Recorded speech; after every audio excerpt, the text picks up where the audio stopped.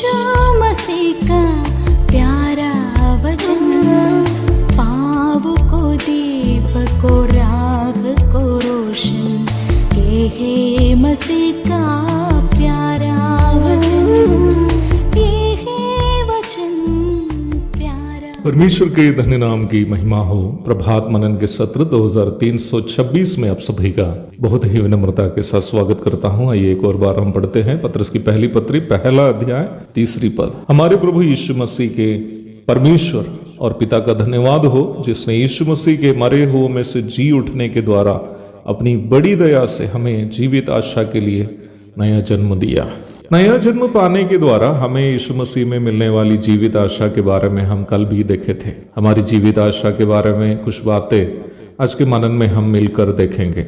आशा किसे कहते हैं? It is called a hope. Hope is an optimistic confidence. एक सकारात्मक आत्मविश्वास को हम आशा कहते हैं, अर्थात हम जिन बातों की कामना करते हैं उसे अवश्य मिलने का भरोसा हम स्वयं रखते हैं, उसे आशा कहते हैं। हमारे सांसारिक जीवन काल में कई बार हमारी आशा निराशा में तब्दील हो जाती है, क्योंकि हम स्वयं करने वाली आशाएं जीवित आशाएं नहीं हैं। हमारी आशाएं हो भी सकते हैं, नहीं भी, परंतु पत्रस यहाँ उद्धार प्राप्त विश्वासियों को यीशु मसीह के द्वारा मिलने वाली आशा की चर्चा कर रहा है। यह आशा जीवित आशा है। हमारी जीवित आशा आनंद जीवन है। यूहन्ना 3:16।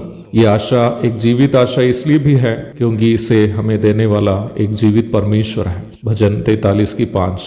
वो आशा परमेश्वर हमारा पिता होकर हमें देने वाला भरोसा है। यह आशा एक उत्तम आशा है, अर्थात इससे भी अच्छी आशा हमें दूसरी मिलने वाली नहीं है। दूसरे थिस्सलुनीके 2:16। और इस आशा की एक अन्य विशेषता यह है कि इसके संबंध में पवित्र शास्त्र में पहले से उल्लेखित है, रोमी 15:4।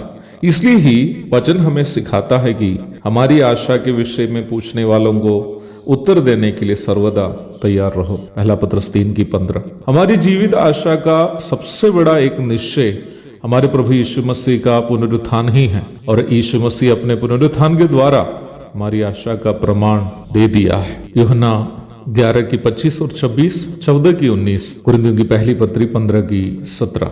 और इस धन्य आशा का यकीन पवित्र आत्मा हम जो उद्धार पाए हुओं को अपने मनों में देता भी है। रोमी 15:13। प्रभु ने हमें वर्तमान संसार में इस जीवित आशा को यूं ही नहीं दिया, बल्कि इसलिए दिया है कि जीवन के कठिन परिस्थितियों में स्थिर रहने के लिए यह आशा हमारी मदद करे।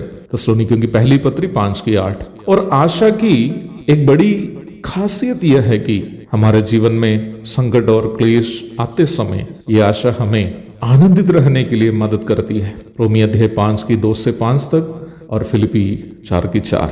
क्या आप जानते हैं कि ये जीवित आशा संकट और क्लेश आते समय में आनंदित रहने के लिए कैसे मदद करती है? हमारी इस धन्य आशा के बारे में मैंने एक गीत कुछ सालों के पूर्व लिखा था।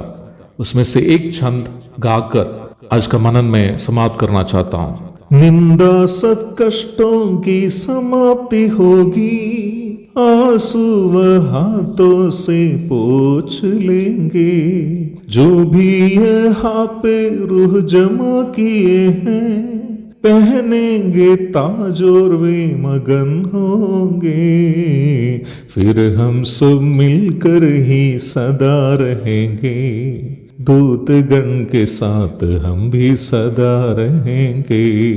प्यारा मसीह बादलों में आने वाला है, दूतगण के साथ जल्दी आने वाला है। प्यारा मसीह बादलों में आने वाला है, दूतगण के साथ जल्दी आने वाला है।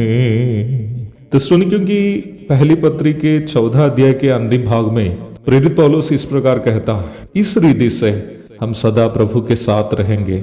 इस प्रकार इन बातों से एक दूसरे को शांति दिया करो।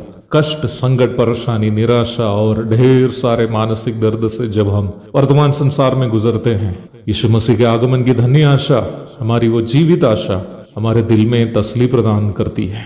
हमारी आशा हमें ये भरोसा दिलाता है कि हमारे इस संसार के सभी दुख तात्कालीन हैं और हम जल्दी हमारे चिरस्थायी घर स्वर्ग में पहुंचाएंगे, जहां न कष्ट, ना संकट, ना परेशानी, ना निराशा, ना दर्द होगा। हम अपने उन सभी प्रिय लोगों को जो हमसे पहले स्वर्ग की ओर गए हैं, उन्हें भी वहां मिलेंगे, ताकि फिर हम कभी विदा ना हो। What a blessed hope we have in Christ। यीशु मसीह में हमारी आशा कितना धन्य है।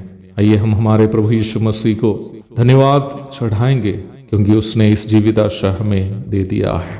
उनके धन्य नाम की महिमा हो, आमीन।